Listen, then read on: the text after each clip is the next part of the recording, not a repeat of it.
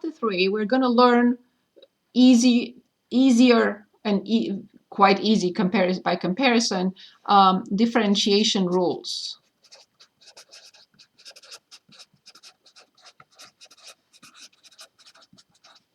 And yes, you can use them to check. Okay, so the first differentiation rule that we look at in 3.1 is the power rule. Okay, what does the power rule say? So let's say we want to differentiate, because I would like to go back to the definition for a couple of them. So let's say we have a very simple function like x squared. And we want to find the function that gives the rate of change, the instantaneous rate of change of this function at any point, because this function is differentiable everywhere. So I know the definition, which is a combination of two concepts. It has to be the limit and the difference quotient, not just the limit or just the difference quotient. It has to be both. So as h approaches 0, from x squared plus 2xh plus h squared minus x squared divided by h. This is f of x plus h. This is f of x. We know that the first thing that has to happen, any terms for such a function, any terms without h must go away. Do not simplify in a sum, please. I'm lazy sometimes in writing, but I have to write it correctly. So h 2x plus h. Now the second step must be this for sure. Now I drop the limit operator because I apply it and I get 2x. So see what happens. So x squared prime, we brought 2 in front and we subtracted 1 from the power. This is what we call the power rule. In general, x to power n prime is exactly this. Bring n in front and subtract 1 from the power. Now let's establish a few things. X prime. If we graph y equals x, that's what the function is. Here is y equals x. What is its rate of change? You can say, I don't know. So let's find. So let's say this is -2, -2, and this is 3, 3. What is the rise and what is the run? And what is the slope, which is x prime? 1. Exactly 1. So please remember this. X prime is 1. To be exact, I should write here x prime. But why I don't write it?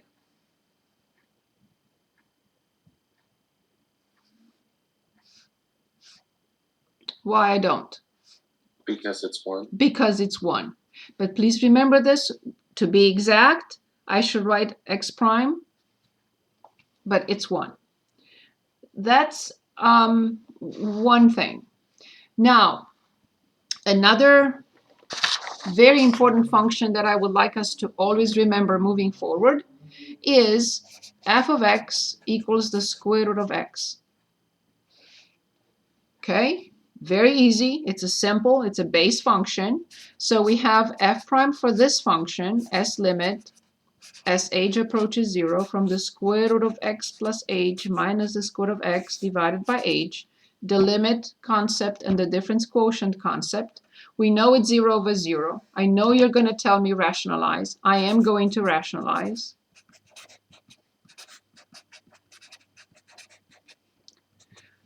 What am I going to get when I multiply these two? Can anyone give us that step?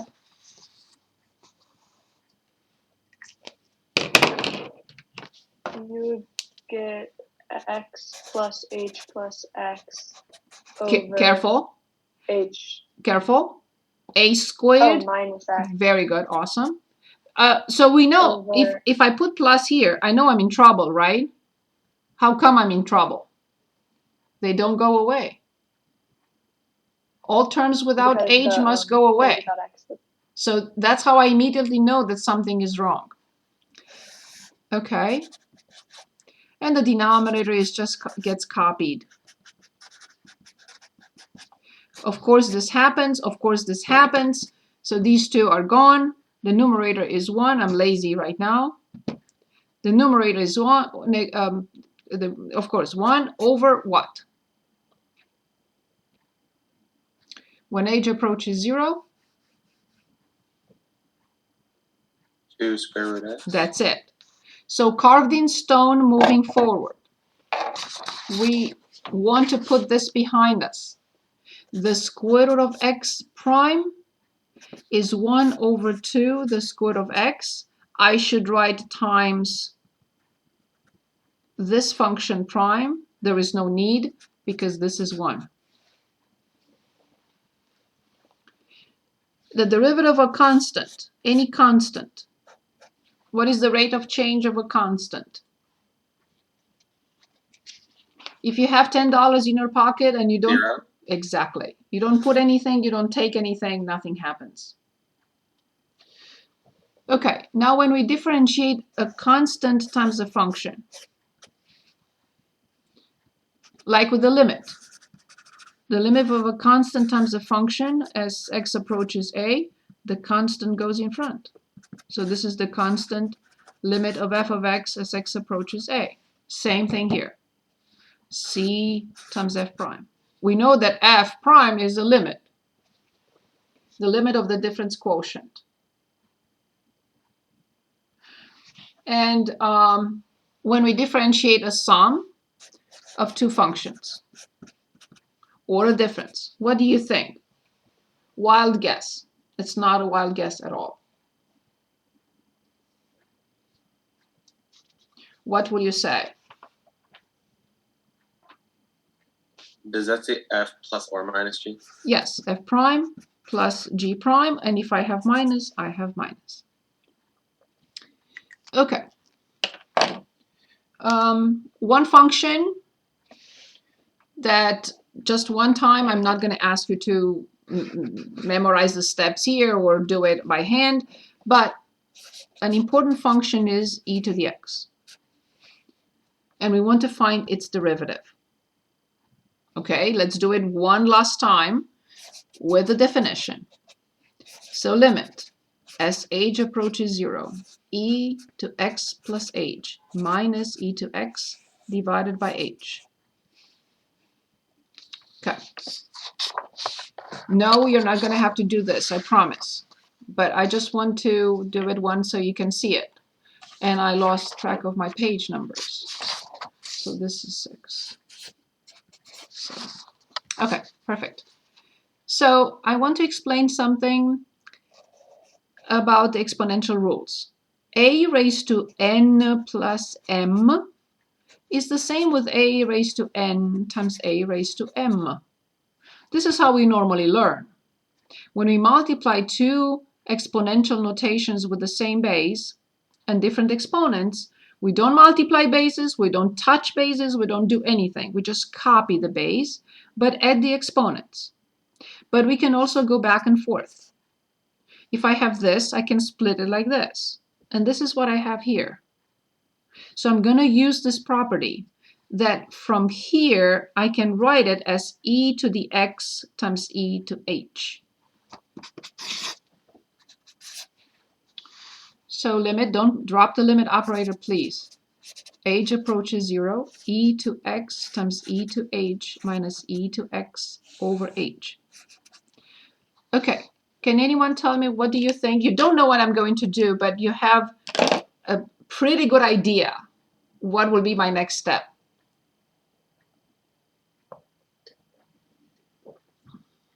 Cancel out the e to the x. I can't because there is not one in the denominator, but definitely I will do something else. Are we going to try and get rid of the e's? So I'm going to factor this out from these two terms, right? This is a common factor. We agree?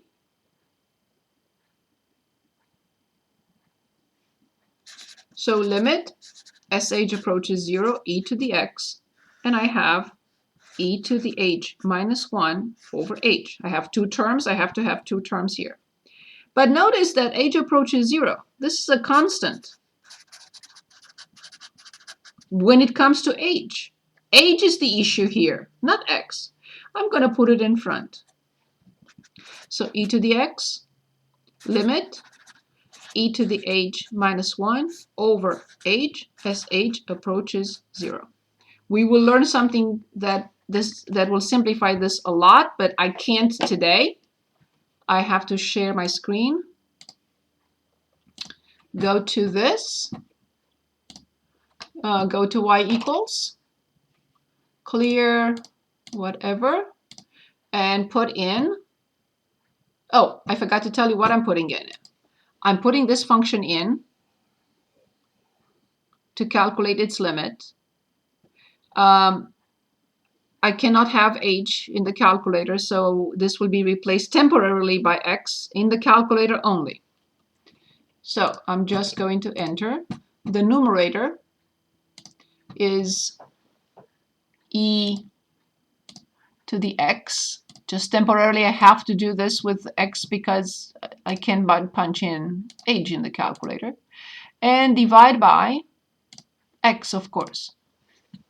So this is this function that I don't know what the limit is all about. So let's take a look. So I'm going to second and table, and I'm going to go to the left and to the right. So I want negative 0.01. I want negative 0.00001. I want 0.001. Oh, I want 0.00001. Oh, so what is this limit then?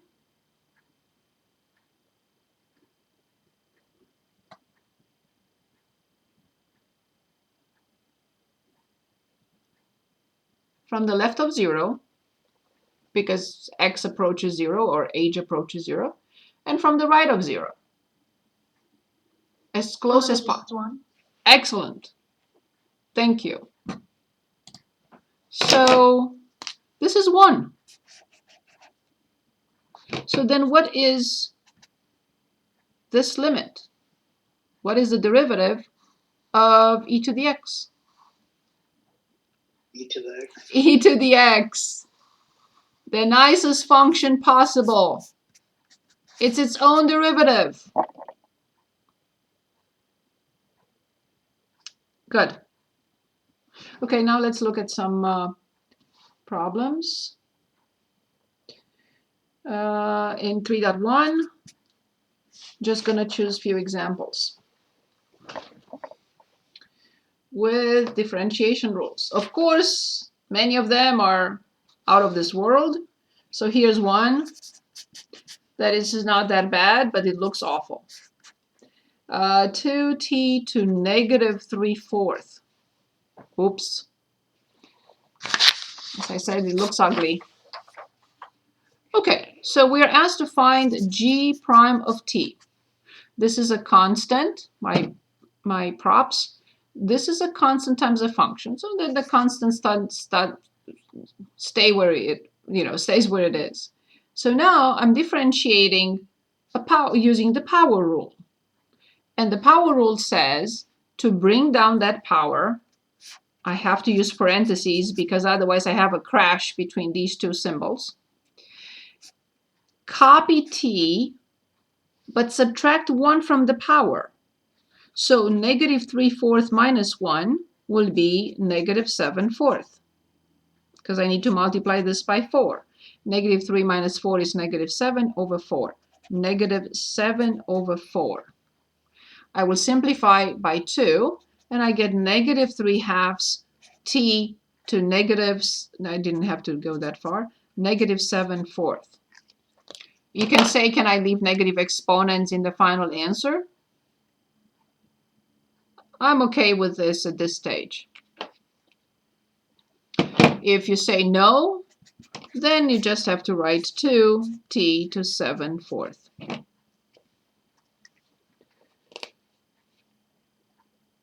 Wait, I'm sorry. How did we get rid of the 2? 2 divided by 2, 4 divided by 2. Oh, okay. Thank you. Better. Okay?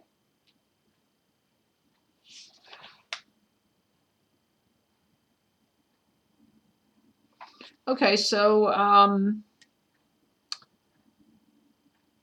they're all, nothing is really easy in this book. I wouldn't say that any particular problem is smooth and easy. Okay, here's one that is very important. So y equals x squared plus 4x plus 3 divided by the square root of x. I have to say that this is, again, not a friendly situation. First of all, you see this is a quotient. We don't know how to differentiate a quotient, and I will never use the quotient rule as long as the denominator has only one term or one quantity. If it has this, then I am doomed. I can't do what I'm going to do. Don't correct anything. Okay? But as long as it has one term, the denominator has only one quantity, then I will always simplify. How can I simplify something like this? So let me explain the following. If I have a over b plus c over b plus d over b, this is beautiful. I have 3 fractions. They all have the same denominator. Wonderful. So I have a plus c plus d. But I can also go back. I can write a over b plus c over b plus d over b. That's what I'm going to do. I'm going to split this fraction into 3 fractions. So y equals x squared over the square root of x plus 4x over the square root of x and plus 3 over the square root of x. Why? First of all, I can because it's one quantity. Term is normally used for polynomials. This is not a polynomial, so that's why I said quantity, not term. But I have only one quantity. Then I can split. If I have 2, I cannot. But I have 1. I have to Why can't you? Because aren't they all still over the same? Like if it was the square root of x plus 2, isn't Yes. all of them are over the same Correct. Thing? So if I have this situation, I will separate it as x squared over the square root of x plus 3 plus 4x over the square root of x plus 3 plus 3 over the square root of x plus 3. We cannot simplify anything. But this requires the quotient rule. I cannot differentiate this the way I can differentiate this after I simplify each term. These cannot be simplified. Nothing here can be simplified. So I will not need to do something like this. When I have two quantities or terms or more, it's not going to work. Okay, so does that mean that like it's not possible, or we're just not going to do it? It's not going to simplify the problem. Okay. It will make it way more difficult. So now instead of applying, it's an excellent question. So now instead of applying the quotient rule to one fraction, now I have to apply the quotient rule to 3 fractions. I will pull my hair to do this instead of just this. It's a very good question. Thank you for asking. But here I can simplify. So can anyone remind us the square root of x is x to which power? 1/2. Thank you very much. Excellent. Okay. Sidra, you had a question. I see your hand up, or no, that was my mouse on. Okay, sorry. Okay, so then I have x squared over x to 1/2 plus 4x over x to 1/2 plus 3 over x to 1/2. And from here, I'll continue here. And here it is. 2 minus 1/2. It's x2, so 2 minus 1/2 will be 3/2. Because I applied the quotient rule. X to 2, look at the exponential rules. So x squared divided by x to 1/2. I copy the base and subtract. From 2, I subtract 1/2. So that's 3/2. Plus 4. From power 1, I subtract power 1/2, so I get x to 1/2. And here the only chance I have is x to negative 1/2. This, although I did, some legwork here, this is much easier to differentiate.